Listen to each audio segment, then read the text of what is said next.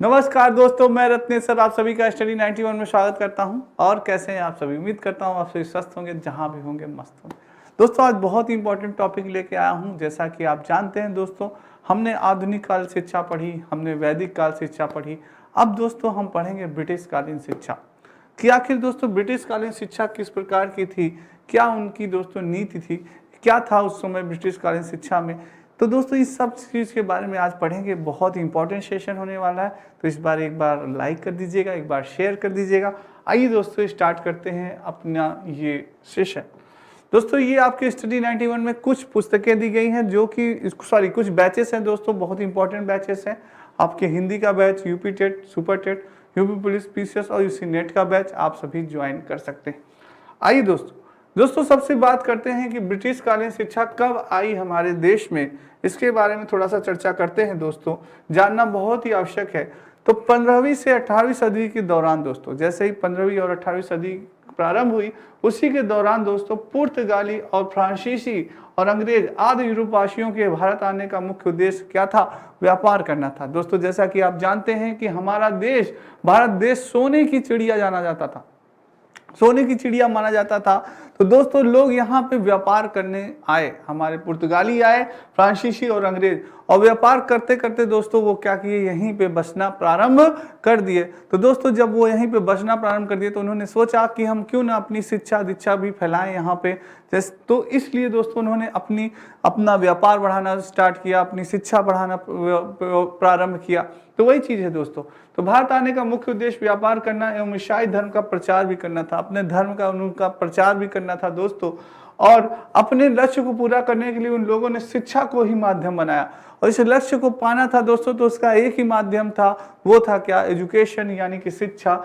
कि अपने व्यापार को और भी अधिक बढ़ाना है, और भी अधिक अगर हमें अपने धर्म का प्रसार करना है तो उसका सिर्फ एक ही माध्यम है, वो क्या है? एजुकेशन है, शिक्षा है। शिक्षा के माध्यम से ही हम अपने धर्म का और अपने व्यापार का अधिक से अधिक प्रचार और प्रसार कर सकते हैं। इसलिए उन्होंने दोस्तों अपनी शिक्षा प्रारंभ की। इस काल के दौरान व्यावसायिक व तकनीक शिक्षा की विविध विद्वत शिक्षण कार्य प्रारंभ हुआ। यानी कि इस दौरान दोस्तों आपको जो शिक्षा प्रदान की जाती थी वो क्या थी? व्यावसायिक शिक्षा प्रदान की जाती थी और तकनीकी शिक्षा प्रदान की जाती थी। तो ये शिक्षण प्रारंभ हुआ। सर्वप्रथम ईसाई मिशनरियों ने दोस्तों मशीनरी स्कूल खोलकर भारत में आधुनिक शिक्षा का सूत्रपात किया। यानी अगर आपसे पूछा जाए कि सर्वप्रथम किसने खोला था, तो ईसाई मिशनरियों ने दोस्तों शिक्षा का स्कूल खोला था। तो ईसाइयों ने दोस्तों खोला और आधुनिक शिक्षा का प्रारंभ किया दोस्तों।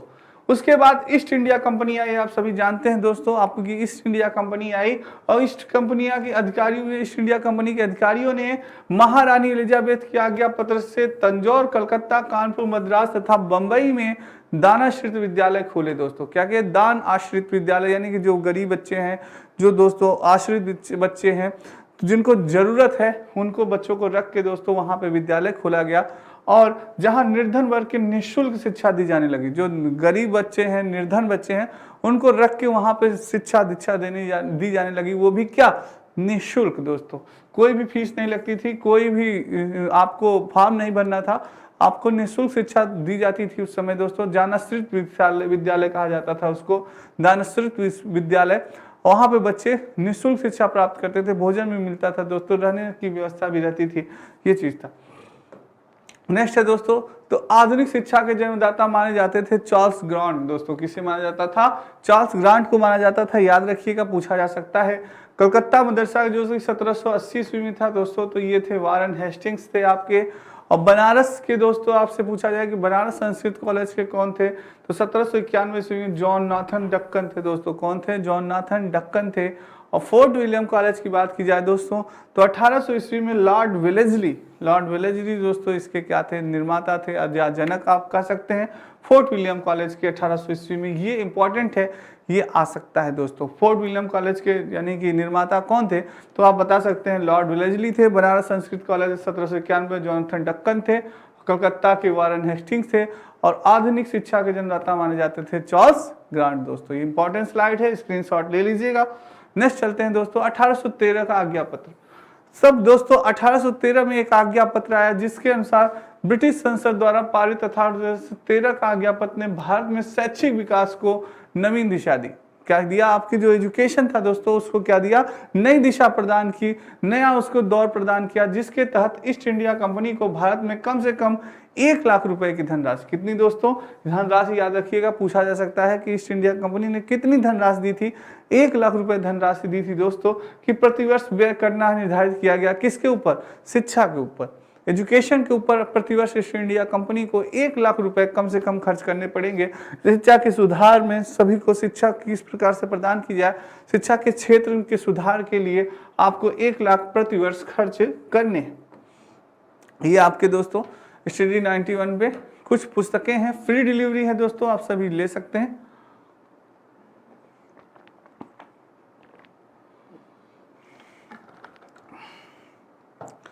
फ्री डिलीवरी है दोस्तों, कहीं भी नंबर भी दिया गया है, अगर आपको पुस्तक मंगवाने में कहीं दिक्कत या परेशानी होती है तो आप इस नंबर पे कॉल कर सकते हैं और अपनी पुस्तकें मंगा सकते हैं दोस्तों।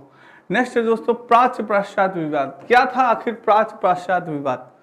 दोस्तों ये हुआ कि ईस्ट इंडिया कंपनी ने तो 1 लाख रुपए दे दिए, पर वो 1 लाख रुपए कहाँ पे खर्च करने हैं, कहाँ पे व्यय करने हैं, ये तो हुआ कि शिक्षा के क्षेत्र में, पर दोस्तों कितना कहाँ पे खर्च करना है, किस क्षेत्र की तरफ देना है, तो ये विवाद का एक विषय बन गया।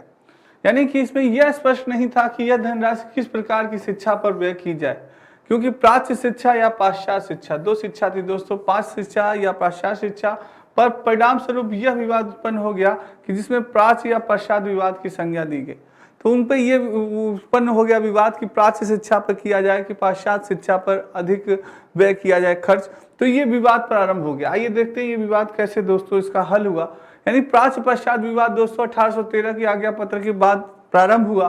भारतीय शिक्षा का उत्तरदायित्व था किस पे था, ईस्ट इंडिया कंपनी ने, जिसने कि 1 लाख रुपए दिया और शिक्षा पर व्यय करने के लिए कम से कम कितना दिया, 1 लाख प्रतिवर्ष दोस्तों दिया। उस समय दोस्तों 1 लाख बहुत ही माना जाता था, आपके करोड़ों रुपए यानी माना जाता था उस समय। सोचिए 1 लाख रुपए का दोस्तों, तो ये चीज था दोस्तों। नेक्स्ट शिक्षा दोस्तों, प्राच्य शिक्षा के समर्थन क्या थे, प्राच्यवादी दल थे। जैसे प्राच्यवादी दल में आपके आते थे कौन, लॉर्ड मीटो आते थे, वारेन हेस्टिंग्स आते थे दोस्तों, जोनाथन डक्कन आते थे, और कंपनी के पुराने व अनुभवी कर्मचारी जो थे दोस्तों वो किस में आते थे, आपके प्राच्य शिक्षा के समर्थक होते थे, जो प्राच्यवादी होते थे। और दोस्तों ये पाश्चात्य शिक्षा के अंतर्गत आपके जिसके समर्थन थे, पाश्चात्य दल थे, जो कि नवयुवा थे। कौन थे दोस्तों नवयुवा थे, वो ईसाई पादरी माने जाते थे और राजा राम मोहन राय जी थे। तो ये दो गुट बच चुका था दोस्तों, प्राच्य शिक्षा और पाश्चात्य शिक्षा। अब ये हो रहा था कि जो 1 लाख रुपए मिल रहा है, 1 लाख रुपए मिल रहा है, तो वो कहाँ पे खर्च किया जाए, प्राच्य शिक्षा पे कि पाश्चात्य शिक्षा पे, ये विवाद का एक विषय बन चुका था। और इसका सोल्यूशन बहुत ही जल्दी मिलना जरूरी था। तो इसका सोल्यूशन किया गया आपका दोस्तों 1833 की आज्ञा पत्र के अनुसार। क्या हुआ फिर जानते हैं, इसके बाद सोल्यूशन की बात करते हैं कि 1833 का आज्ञा पत्र आया कि शिक्षा अनुदान को 1 लाख से बढ़ा के कितना कर दिया गया, 10 लाख की। चलिए भाई 1 लाख कम पड़ रहा है, 10 लाख कर दिया जाए, तो 10 लाख कर दिया गया। फिर भी किसी भी भारतवासी को अपने धर्म, जन्म स्थान तथा वर्ग के आधार पर किसी भी स्थान तथा पद को प्राप्त करने से न रोका जाए। और यह भी कहा गया कि कोई भी भारतवासी अपने धर्म के अनुसार, अपने जन्म स्थान के अनुसार तथा अपने वर्ग के आधार पर किसी भी स्थान पर पद को अपने ग्रहण कर सकता है और कहीं भी वह रह सकता है, इसके लिए उसको पूरी छूट है। तो दोस्तों ये विवाद बढ़ता ही गया था। ये दोस्तों अभी देख लीजिए, आपकी स्टडी 91 में कुछ पुस्तकें हैं, यूपी टेट की पुस्तकें आ गई है दोस्तों, मात्र 249 रुपए में, फ्री डिलीवरी है, ले सकते हैं आप।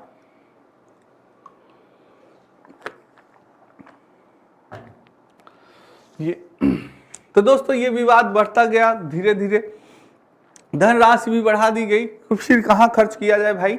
तो फिर दोस्तों आया मैकाले का विवरण पत्र 1835, जिसका सोल्यूशन हुआ।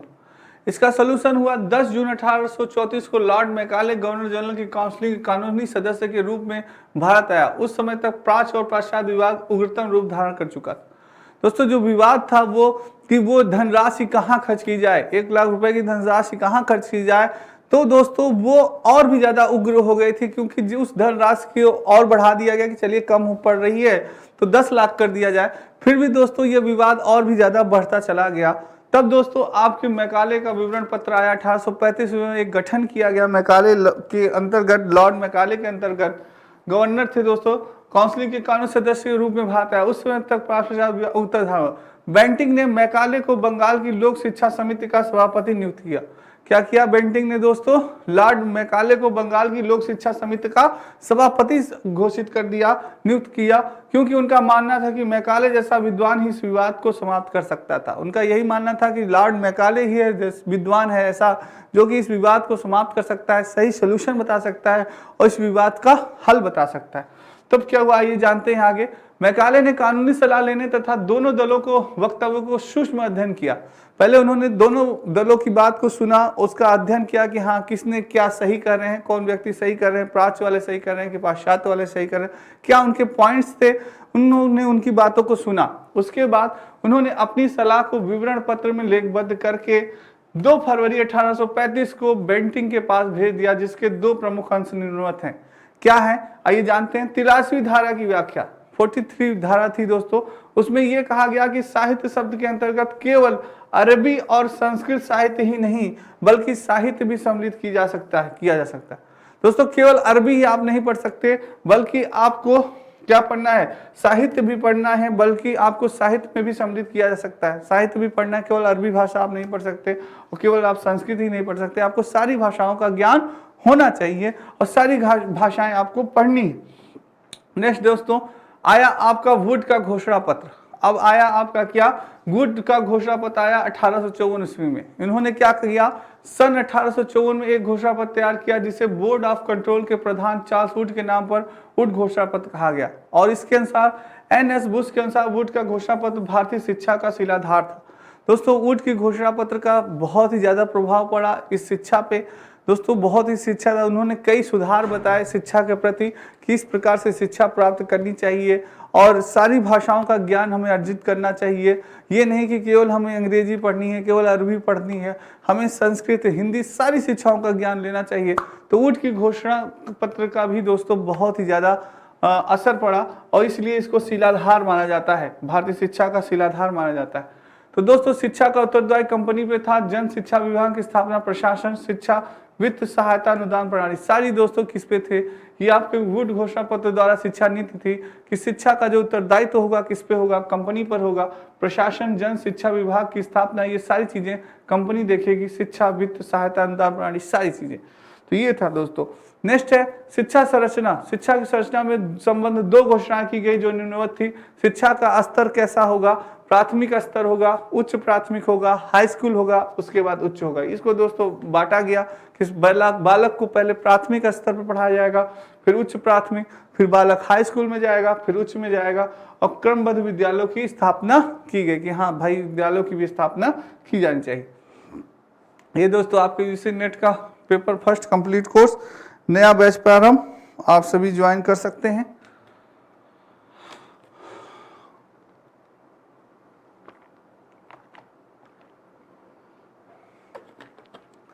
आइए दोस्तों शिक्षण विधि क्या थी, उस समय की शिक्षण विधि क्या थी आइए जानते हैं। प्राथमिक शिक्षा का माध्यम स्थानीय भाषाएं थी और अंग्रेजी स्वीकार किया गया था।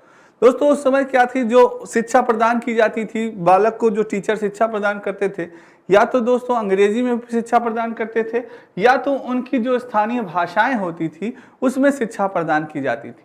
जबकि उच्च शिक्षा का माध्यम क्या था, केवल अंग्रेजी था। जो हायर एजुकेशन थी दोस्तों उस समय जो उच्च यानी ग्रेजुएशन प्राप्त करते थे जो छात्र, तो वो केवल उनका माध्यम क्या था, अंग्रेजी। उस समय जो हायर एजुकेशन वाले छात्र थे उन्हें अगर एजुकेशन करनी है, उन्हें ग्रेजुएशन करनी है दोस्तों, तो ग्रेजुएशन करने के लिए उन्हें अंग्रेजी में ही केवल शिक्षा प्रदान की जाती थी। इस घोषणा पत्र की मुख्य बातें निम्नवत थी। क्या थी, शिक्षा का मकसद अंग्रेजी साहित्य एवं पाश्चात्य ज्ञान का प्रसार करना था। इसका मकसद क्या था, अंग्रेजी साहित्य एवं पाश्चात्य ज्ञान का प्रसार करना। दोस्तों अंग्रेज यही चाहते थे कि अंग्रेजी शिक्षा का, पाश्चात्य दर्शन का, पाश्चात्य ज्ञान का क्या हो, प्रसार हो। तो उनका मेन मोटो था। इसलिए दोस्तों उन्होंने अपने पाठ्यक्रम में, अपने शिक्षण में अंग्रेजी को ही दोस्तों सर्वमान्य माना और शिक्षा अंग्रेजी एवं देशी भाषाओं के माध्यम से दी जानी चाहिए थी। और इसलिए दोस्तों ये होता था कि भाई या तो देशी भाषाओं में शिक्षा प्रदान करें या तो अंग्रेजी में। ठीक है। नेक्स्ट है दोस्तों, पाठ्यक्रम में भारतीय साहित्य तथा संस्कृत को भी आवश्यकता स्थान दिया जाए। ये घोषणा पत्र हुई कि भाई सिर्फ पाठ्यक्रम में न केवल अंग्रेजी बल्कि आपके जो हमारा जो साहित्य है, जो हमारी संस्कृति है, उसको भी आवश्यकता स्थान प्रदान किया जाए।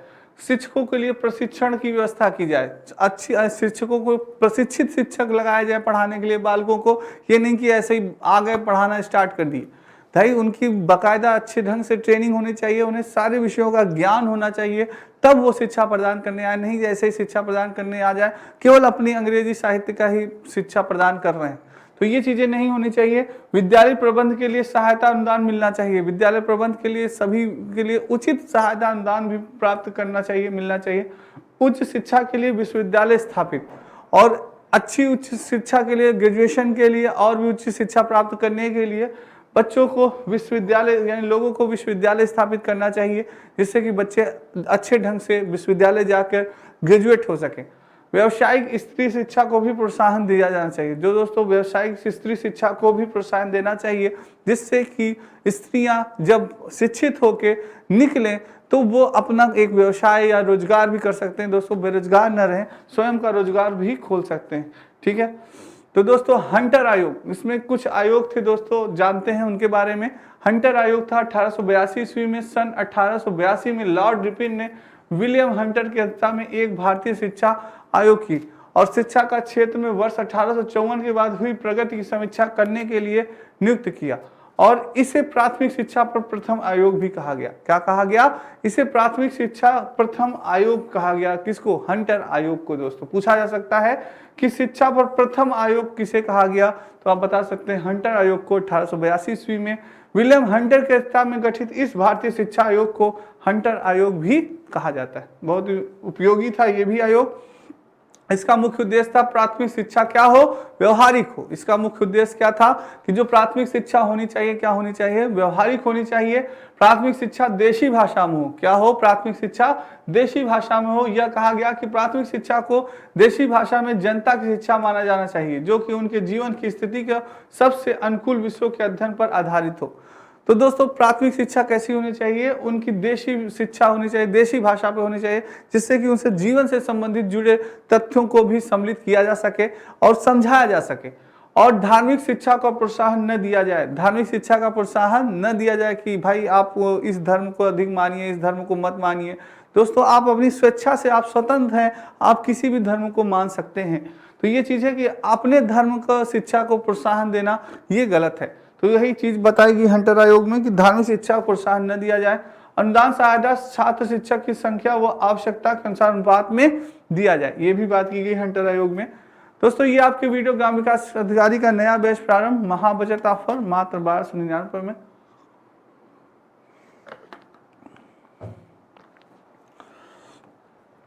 अब हंटर आयोग में दोस्तों क्या था? उनकी प्राथमिक शिक्षा थी। शिक्षा क्या होनी चाहिए? व्यवहारिक होनी चाहिए। नियंत्रण स्थानीय जिला परिषद नगर पालिका नियंत्रण। भाषा कैसी होनी चाहिए? देशी होनी चाहिए। उच्च शिक्षा कैसी होनी चाहिए? साहित्यिक शिक्षा होनी चाहिए और व्यवहारिक शिक्षा होनी चाहिए। ये हंटर। दोस्तों हर एक आयोग ने अपने अपने उद्देश्य बताए, अपने अपनी राय दी कि भाई इस प्रकार से शिक्षा प्रदान करनी चाहिए। उस समय कई आयोग आए दोस्तों, कई समितियां आई, तो उन्होंने अपनी अपनी राय प्रदर्शित की लोगों के सामने। तो वही चीज है दोस्तों। नेक्स्ट है दोस्तों अन्य आयोग एवं समिति की बात अगर की जाए तो 1835 ईस्वी में मैकाले का विवरण पत्र आया। 1835 ईस्वी। दोस्तों आपसे सन पूछा जा सकता है, आपसे पूछा जा सकता है कि वुड का घोषणा पत्र कब आया था? तो 1854 ईस्वी में वुड का घोषणा पत्र आया। हंटर आयोग कब आया था? 1882 ईस्वी में। लिखते चलिएगा दोस्तों, जो आपका हंटर आयोग आया था 1882 ईस्वी में। वुड का घोषणा पत्र कब आया? 1854 ईस्वी में। लिखते चलिएगा, जितना लिखेंगे उतना ही चीजें आपको याद होगी, क्योंकि दोस्तों जितना आप घिसेंगे उतना आपके अंदर चमक आएगी, क्योंकि कहते हैं ना हीरे को जितना घिसा जाए उतना उसके अंदर चमक आती है। दोस्तों वही चीज है, जितना अपने आप को रगड़ेंगे उतना लिखेंगे तो चीजें आपको याद होगी। मैकाले का विवरण स्मरण पत्र क्या है? 1835। क्या है दोस्तों? 1835। दोस्तों हमें हर चीजें पढ़नी है, हर चीजें हमें जाननी है। कभी कभी कुछ बच्चे कहते हैं सर क्या पढ़ना है क्या नहीं पढ़ना। तो दोस्तों हमें हर चीज़ पढ़नी है, जितना हो सके ज़्यादा से ज़्यादा ज्ञान बटोर लीजिए। अभी एग्ज़ाम की कोई डेट आई नहीं है, न एग्ज़ाम अभी कुछ संभावित है, तो जितना हो सके सारी चीज़ें आपको नॉलेज होनी चाहिए। कुछ भी पूछा जा सकता है एग्ज़ाम में। दोस्तों आपने देखा होगा सीटेट का जो अभी एग्ज़ाम हुआ था, सिलेबस के अकॉर्डिंग कुछ क्वेश्चन पूछे गए, कुछ क्वेश्चन सिलेबस के अकॉर्डिंग ही नहीं थे, कुछ क्वेश्चन अन्य किताबों से भी पूछ दिए गए थे।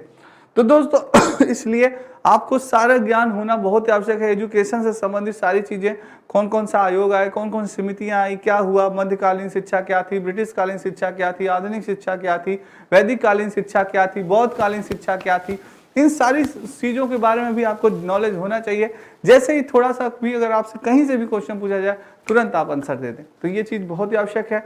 1902 में क्या हुआ दोस्तों, रेले आयोग। 1902 में क्या था, रेले आयोग था। मेरे साथ आप भी लिखते चलिएगा। 1902 में भारतीय विश्वविद्यालय आयोग आया। 1902 में रेले आयोग और भारतीय विश्वविद्यालय आयोग दोनों चीजों की स्थापना हुई दोस्तों, याद रखिएगा। 1911 में गोखले विधेयक, 1911 में क्या था आपका, गोखले विधेयक हुआ दोस्तों, ठीक है, ये भी याद रखिएगा। नेक्स्ट है आपका सैंडलर आयोग, ये इंपॉर्टेंट है दोस्तों। सैंडलर आयोग 1917 ईस्वी में कई बार पूछा गया है, आपके यूपी टेट और सी टेट में कई बार पूछा गया है ये सैंडलर आयोग, ये इंपॉर्टेंट रखिएगा। और आपका हॉर्टंग समिति दोस्तों 1929 में क्या थी आपकी, हॉर्टंग समिति दोस्तों आपकी थी 1929 ईस्वी में। कौन सी समिति थी, हॉर्टंग समिति थी आपकी 1929 ईस्वी में। और वर्धा योजना, ये भी दोस्तों काफी इंपॉर्टेंट है। वर्धा योजना में आपका कब था, 1937 ईस्वी में, 1937 1937 में आपका क्या था, वर्धा योजना था दोस्तों। नेक्स्ट है आपका सार्जेंट योजना, जो सार्जेंट योजना थी ये कब थी, 1944 में। कब थी दोस्तों, 1944 में, 1944 में। दोस्तों आप जानते हैं जो ब्रिटिश कालीन शिक्षा थी, ब्रिटिश कालीन शिक्षा में मेन उद्देश्य ब्रिटिश वासियों यानी अंग्रेजों का मेन उद्देश्य यह था कि अपनी संस्कृति को भारतीयों के अंदर दिमाग में, मस्तिष्क में किसी भी माध्यम से डाला जाए।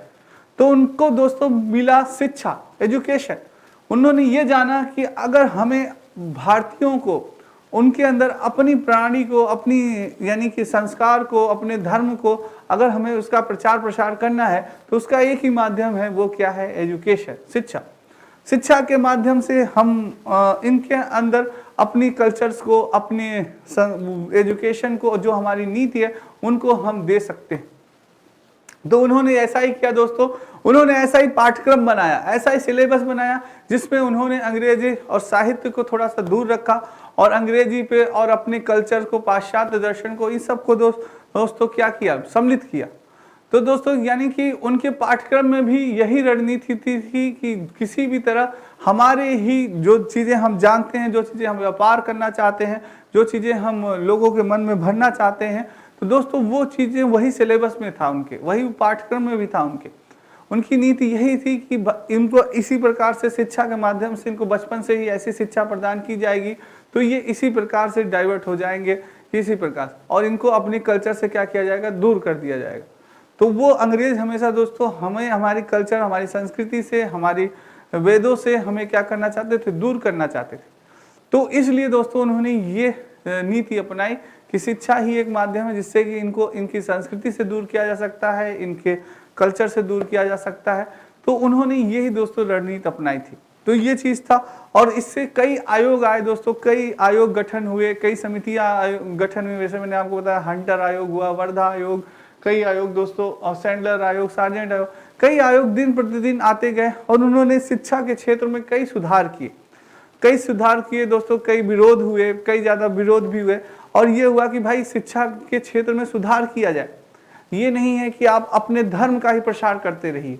कोई आए, ईसाई आए तो ईसाई अपने धर्म का प्रसार, यूरोपवासी अपना धर्म का प्रसार करने वाले, अंग्रेज आए, अंग्रेज प्रसार करने लगे, मुगल आए, मुगल अपना प्रसार करने लगे। तो दोस्तों हर कोई अपने धर्म प्रसार में ही लगा था। तो ये रोका गया कि भाई अपना धर्म प्रसार मत करिए, आप शिक्षा का प्रसार करिए, न कि धर्म का प्रसार करिए। तो दोस्तों इसी तरह से यानी कि ये रणनीति बदली गई, इस पे कई दोस्तों आंदोलन हुए, कई चीज़ें सुधार हुए, तब दोस्तों सुधार होते होते होते आज हम इस स्थिति में हैं।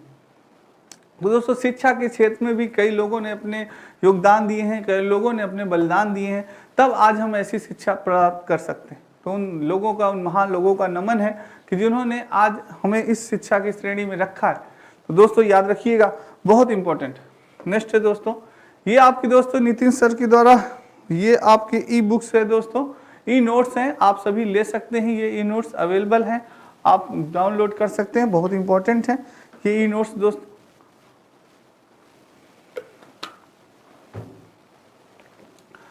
तो दोस्तों आज की क्लास आपको कैसी लगी कमेंट बॉक्स में कमेंट जरूर करिएगा, ज़्यादा से ज़्यादा लाइक करिएगा और शेयर जरूर करिएगा। दोस्तों आज के लिए इतना ही, कल फिर मिलेंगे बहुत ही इंपॉर्टेंट टॉपिक के साथ। तब तक मेरे सभी बच्चों को राधे राधे, जय श्री कृष्ण दोस्तों और जय हिंद दोस्तों।